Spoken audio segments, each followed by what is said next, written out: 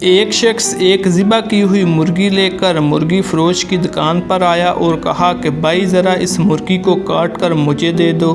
مرغی فروش نے کہا مرغی رکھ کر چلے جاؤ اور آدھے گھنٹے بعد آ کر لے جانا۔ اتفاق سے شہر کا قاضی مرغی فروش کی دکان پر آ گیا اور دکاندار سے کہا کہ یہ مرغی مجھے دے دو۔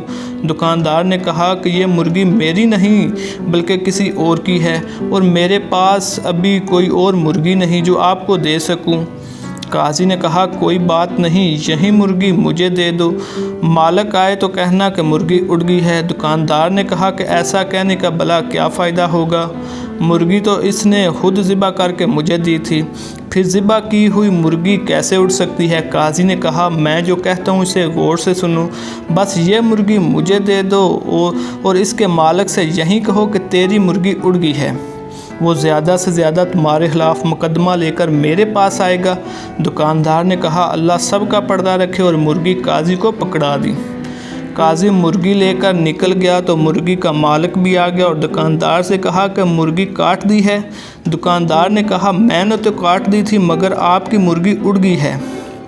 مرغی والے نے حیران ہو کر پوچھا بھلا وہ کیسے؟ میں نے تو خود ذبح کی تھی، اڑ کیسے گئی؟ دونوں میں پہلے نوک چوک شروع ہوئی اور پھر بات جھگڑے تک جا پہنچی، جس پر مرغی والے نے کہا کہ چلو عدالت قاضی کے پاس چلتے ہیں، اور چل پڑے۔ دونوں نے عدالت جاتے ہوئے رستے میں دیکھا کہ دو آدمی لڑ رہے ہیں، ایک مسلمان ہے جبکہ دوسرا یہودی۔ چھڑانے کی کوشش میں دکاندار کی انگلی یہودی کی آنکھ میں لگ گئی اور یہودی کی آنکھ ضائع ہو گئی۔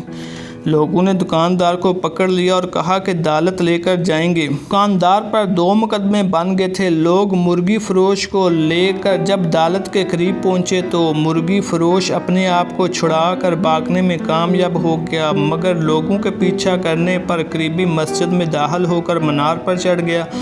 جب لوگ اس کو پکڑنے کے لیے مینار پر چڑھنے لگے تو اس نے چھلانگ لگائی تو ایک بوڑھے آدمی پر گر گیا جس سے وہ بوڑھا مر گیا۔ اب اس بوڑھے کے بیٹے نے بھی لوگوں کے ساتھ مل کر اس کو پکڑ لیا اور سب اس کو لے کر قاضی کے پاس پہنچ گئے۔ قاضی مرغی فروش کو دیکھ کر ہنس پڑا کیونکہ اسے مرغی یاد آ گئی، مگر باقی 2 کیسوں کا علم اسے نہیں تھا۔ جب قاضی کو تینوں کیس کے بارے میں بتایا گیا تو اس نے سر پکڑ لیا۔ اس کے بعد چند کتابوں کو الٹا پلٹا اور کہا کہ ہم تینوں مقدمات کا یک کے بعد دیگر فیصلہ سناتے ہیں۔ سب سے پہلے عدالت میں مرغی کے مالک کو بلایا گیا۔ قاضی نے پوچھا تمہارا دکاندار پر کیا دعویٰ ہے؟ مرغی والا جناب والا اس نے میری مرغی چرائی ہے کیونکہ میں نے ذبح کر کے اس کو دی تھی، یہ کہتا ہے کہ مرغی اڑ گئی ہے۔ قاضی صاحب مردہ مرغی کیسے اڑ سکتی ہے؟ قاضی صاحب کیا تم اللہ اور اس کے قدرت پر مان رکھتے ہو؟ مرغی والا جی ہاں کیوں نہیں۔ قاضی صاحب کیا اللہ تعالیٰ بسیدہ ہڈیوں کو دوبارہ زندہ کرنے پر قادر نہیں؟ تمہاری مرغی کا زندہ ہو کر اڑنا بھلا کیا مشکل ہے؟